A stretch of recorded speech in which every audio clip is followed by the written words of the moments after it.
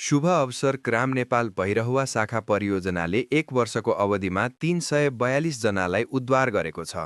परियोजनाले बिहीबार आर्थिक वर्ष 2081-82मा गरेको उपलब्धि र आगामी वर्षमा कसरी अगाडि बढ्ने भन्नेबारे पत्रकारहरूसँग कुरा गर्दै परियोजनाका प्रमुख शक्तिनारायण यादवले आन्तरिक तथा बाह्य रूपमा नेपाल र भारतको विभिन्न ठाउँबाट 342 जनालाई उद्धार गरिएको बताए। यादवले कानुनी प्रक्रिया केही फास्ट ट्र्याक गरी गम्भीर प्रकृतिका केसहरूलाई प्राथमिकता दिनुपर्ने बताए। उनले विगतको भन्दा अहिलेको विषम परिस्थितिले अवस्था सामान्य छैन, चुनौतीहरू थपिएका छन्। हामीले निष्ठापूर्वक गरेको काम अन्य संस्थाले गर्दा समुदाय स्तरबाट पनि सोचे अनुसारको सहयोग नपाएको बताए।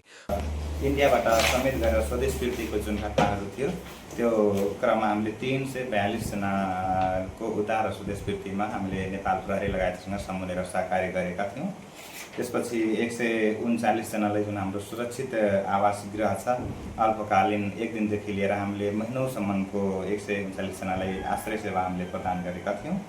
त्यसपछि टोटल जुन हाम्रो 342 जना विभिन्न निकायहरूबाट उद्धारमा सहकारी भएका जुन घटनाहरू थिए तिनीहरूमध्येबाट 218 जनाले हामी परिवारसँगै भेटघाट गराउन पुनर्मिलन गर्न सफल भएका थियौँ।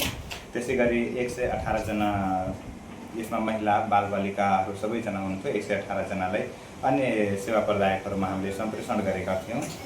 त्यसै गरी हाम्रो मनोविमर्श सेवा 276वटा सेसन हामीले सञ्चालन गरेका थियौँ। त्यसै गरी इन्डियामा हाम्रो एकदमै नजिकबाट हामीले साझेदारी गरेको संस्था किन इन्डियाको सहकार्यमा र नेपाली दूतावास र भारतका नेपालका सरकारी गैर सरकारी संस्थाहरूको समन्वयमा 175 जना महिला बालबालिकाहरूलाई युवाहरूलाई समेत गरेर हामीले भारतबाट नेपाल फिर्ता गर्न पहल गरेका थियौँ। त्यसै गरी विभिन्न सिमानाकाबाट 8495 जनालाई सीमामा बसेर मानव बेचबिखनको जोखिम लगायतको बारेमा हामीले उहाँहरूलाई अवगत गराएका थियौँ, जानकारी प्रदान गरेका थियौँ र उहाँहरूमध्येबाट 56 जना शङ्कास्पद घटना लागेर सीमाबाट हामीले उहाँहरूलाई तत्कालै नेपाल प्रहरी सहयोगमा फिर्ता पनि गरेका थियौँ। योजना अन्तर्गत मानव बेचबिखन विरुद्धका क्षेत्रमा उल्लेख्य काम भएको छ।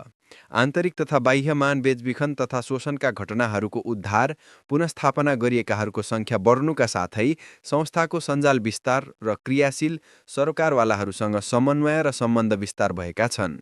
संस्थाले भारतमा क्रियाशील गैर सरकारी संस्था KIN भारत, नेपाली दूतावास, सरकारी तथा गैर सरकारी सरकारवाला निकायसँग समन्वय र सहयोगमा मानव बेचबिखन विरुद्धको काम गर्ने गर्छ।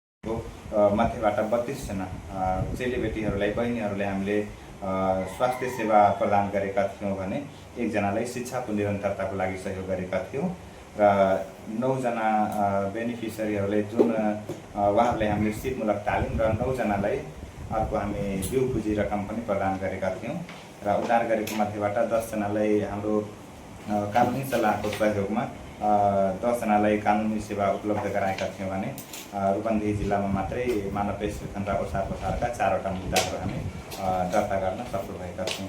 यो भनेको हाम्रो यो वर्षभरि गत आर्थिक वर्षमा 2081-82मा गरेको सार संक्षेपमा मैले यहाँ प्रस्तुत गरेँ। हस्, धन्यवाद।